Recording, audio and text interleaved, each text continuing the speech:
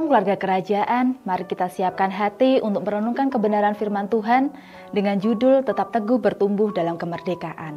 Galatia 5 ayat 1, supaya kita sungguh-sungguh merdeka, Kristus telah memerdekakan kita. Karena itu, berdirilah teguh dan jangan mau lagi dikenakan kuk perhambaan. Sebuah ungkapan dituliskan untuk mempertahankan kemerdekaan sama pentingnya dengan perjuangan untuk mendapatkannya.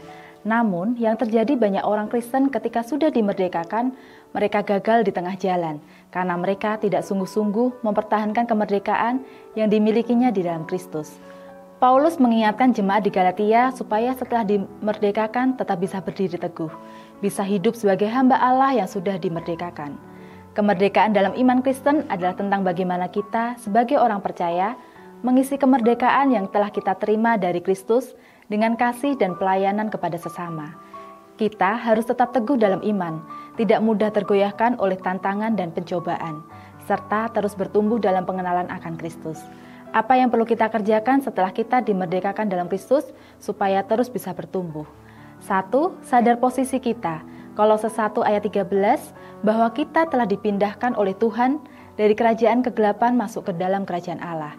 Kita sudah menjadi orang-orang yang dimerdekakan Tuhan Yesus lewat pengorbanannya di kayu salib. 2.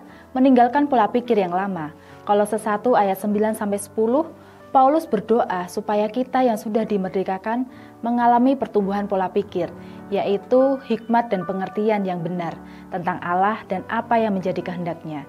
Pola pikir yang benar ini akan berbuah dan menghasilkan sebuah kehidupan yang layak di hadapan Tuhan dan melakukan pekerjaan yang baik.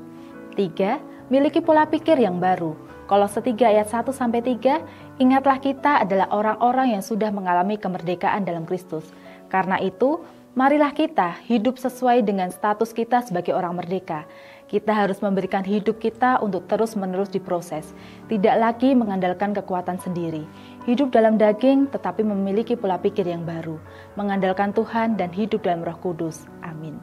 Jika Anda merasa terberkati dengan firman Tuhan hari ini, silakan bagikan ke orang-orang di sekeliling Anda agar mereka juga terberkati. Tuhan Yesus memberkati.